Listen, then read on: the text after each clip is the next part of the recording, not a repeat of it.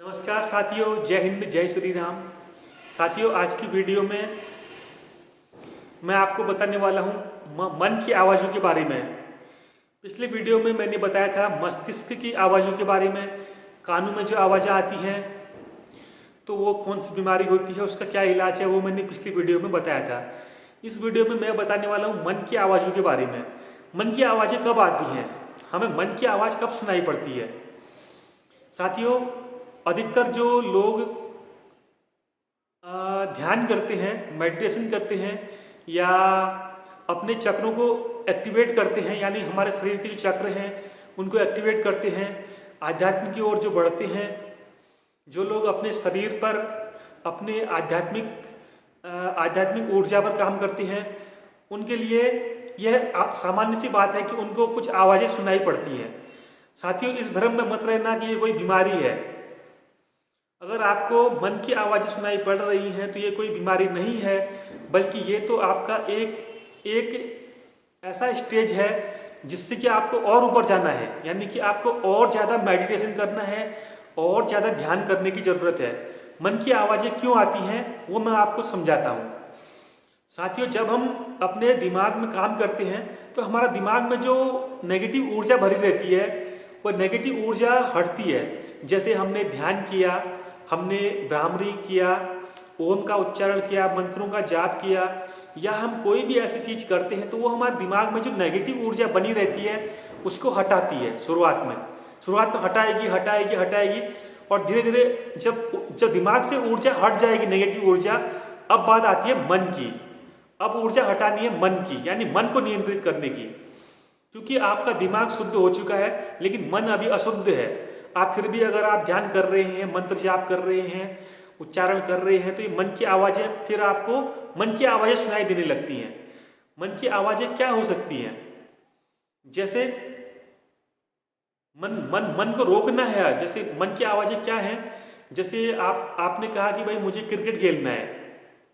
आपने सोचा मुझे क्रिकेट खेलना है, मन ने कहा 4 लोग जा रहे हैं, आप भी चलो क्रिकेट खेलने। मन बड़ा चंचल होता है, इतना ध्यान रखना दोस्तों।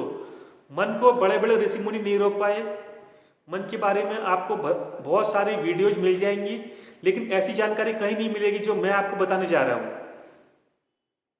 मन बहुत ही चंचल स्वभाव का होता है। आप जितना मन को रोकोगे वो उतना ही ज्यादा उस चीज को बारे में ज्यादा सोचेगा। आप मन को बोलोगे कि हाथी के बारे में मत सोचना, तो मन हाथी के बारे में ही सोचेगा। तो मन की जो आवाजें होती हैं वो हमारे बौद्धिक स्तर को बताती हैं, हमारे जो ध्यान का स्तर है उसको बताती हैं। हमारा ध्यान मन पे चला जाता है। जब मन पे ध्यान चला जाता है तो हमें ये आवाज़ें सुनाई पड़ती हैं। अब मन कर रहा है कि रसगुल्ला खा लें, आवाज़ें आ गई कि भाई रसगुल्ला खाने का मन कर रहा है, मुझे रसगुल्ला खाना है। अब रसगुल्ला है तो नहीं, लेकिन आपने आवाज़ सुन ली कि भाई रसगुल्ला खाना है, क्योंकि वो मन है। आप कह रहे हो मुझे मोटापा है, मुझे रसगुल्ला नहीं खाना है, तो मन क्या कह रहा है? मुझे रसगुल्ला खाना है। आपको क्या सुनाई दे रहा है? रसगुल्ला खाना है। ऐसा सुनाई पड़ता है। वो मन की आवाज़ें होती हैं।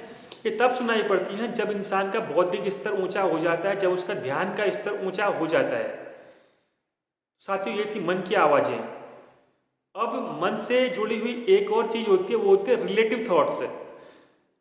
ये तो थे मन के विचार। अब बात करते हैं रिलेटिव थॉट्स के बारे में। रिलेटिव थॉट्स क्या होते हैं? जैसे हमारा मन 2-4 दिन पहले किसी घटना के बारे में सोच रहा है। माना कोई बुरी घटना है, कोई एक्सीडेंट है और उसमें 2-4 लोगों की डेथ हो गई है। 3-4 दिन पहले वो हुई है घटना, और आज हम बैठे हैं कहीं पर और किसी व्यक्ति ने कहा कि भाई आज वहाँ घटना घटी है, आज वहाँ घटना घटी है, और हमारा मन क्या सोचेगा? 4 दिन पुरानी घटना के बारे में। रिलेटिव थॉट्स, इसे कहते हैं रिलेटिव थॉट्स, यानी कि संबंधित विचार।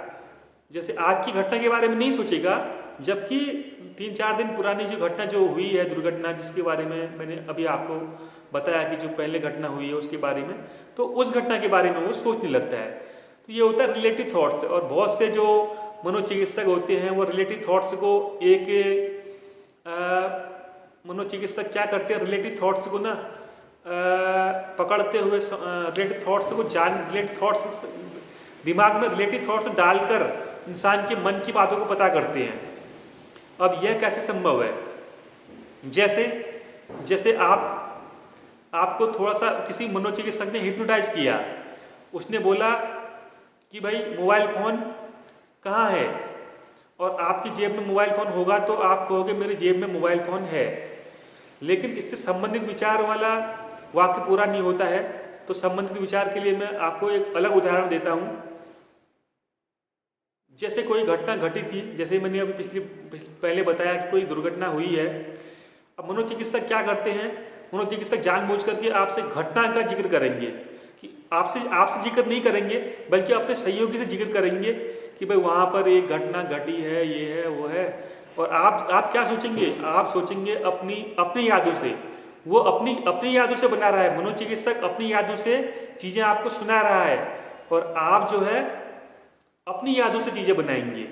मनोचिकित्सक ने कहा मेरा मोबाइल फ़ोन खो गया है, और आप सोचेंगे कि मेरा मोबाइल फ़ोन तो 2 साल पहले खो गया था। आप बोलेंगे, ये हिप्नोटाइजिंग स्टेट में आदमी बोलता है। तो ये चीज़ें होती हैं जो पता करती हैं इंसान के बारे में रिलेटिव थॉट्स के जरिए। जैसे कोई चोर है, डाकू है, गुंडा है, उसने चोरी कर रखी है, तो उसको हिप्नोटाइज कर दिया, और फिर उसके दिमाग उसके आसपास ऐसा थॉट डाला कि भाई आज एक व्यक्ति ने, फलानी व्यक्ति ने जो है वहाँ मोबाइल चोरी कर रखा है। तो जिस व्यक्ति जो चोर है वो क्या सोचेगा, यार मोबाइल फ़ोन तो मैंने 2 साल पहले मैंने भी चोरी किया था। तो ये रिलेटिव थॉट्स इनको कहते हैं रिलेटिव थॉट्स। ठीक है, तो रिलेटिव थॉट्स जो है पता करने के लिए भी मनोचिकित्सक इस्तेमाल करते हैं, और ये बहुत हाई लेवल की बात है, और भविष्य में आप लोग जानेंगे इस बारे में रिलेटिव थॉट्स क्या हैं, मन की आवाज़ें क्या हैं। तो साथियों, इस वीडियो में इतना ही, ज़्यादा लंबा वीडियो नहीं बनाता हूँ, 7 मिनट का वीडियो ऑलरेडी हो गया है। तो आपको कुछ भी पूछना हो आप कमेंट में पूछ सकते हैं, मन की आवाज़ों के बारे में, या फिर कानों में आवाज़ों के बारे में। कानों में आवाज़ें आती हैं बीमारी के चलते, मन में आवाज़ें आती हैं बहुत ये योग और ध्यान करने के चलते, दिमाग में काम करने के चलते।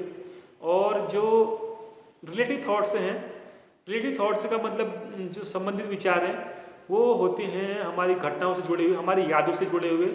तो आज की वीडियो करते हैं यहीं पर समाप्त। नमस्कार।